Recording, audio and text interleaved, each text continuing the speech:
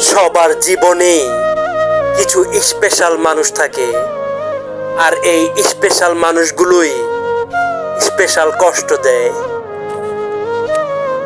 কাউকে নিজের চেয়ে বেশি ভালোবাসতে যেও না, কেননা ভালোবাসা এমন এক জিনিস যা বেশি পেলে মানুষ অবহেলা করতে শুরু করে। ভালোবাসার মর্যাদা সবাই দিতে পারে না। বুদ্ধিমানরা কথা বলে যখন তাদের কিছু বলার প্রয়োজন থাকে, আর বোকারা কথা বলে কারণ তারা ভাবে তাদের কথা বলতে হবে। কষ্ট তো সবার মাঝেই থাকে, কেউ কষ্টের কথা সবাইকে বলে বেড়ায়, আর কেউ কষ্টগুলো মিথ্যা হাসি দিয়ে নিজের মধ্যে লুকিয়ে রাখে। আপনি ভেতর থেকে যেভাবে বদলাবেন, আপনার বাইরের বাস্তবতাও ঠিক সেভাবে বদলাবে। সুখী জীবনের জন্য খুব অল্প কিছুই প্রয়োজন যা তোমার মধ্যে আছে, আর সেটা হলো তোমার ভাবনার ধরন।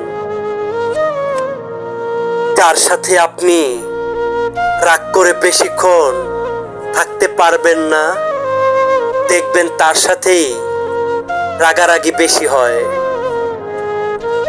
কাউকে জ্ঞান বিতরণের আগে এটা জেনে নিও যে তার মধ্যে জ্ঞান পিপাসা আছে কিনা, আর নয়তো এই ধরনের জ্ঞান বিতরণ এক ধরনের জবরদস্তি।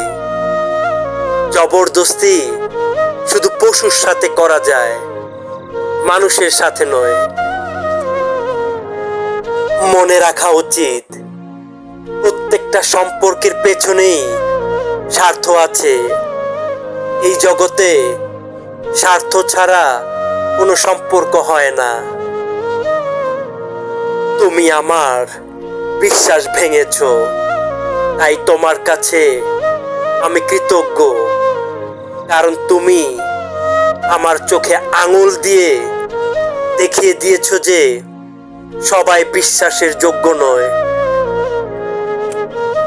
আপন যখন পর হয় তখন তাকে সম্পূর্ণই ত্যাগ করতে হয়, এছাড়া কোনো গতি থাকে না।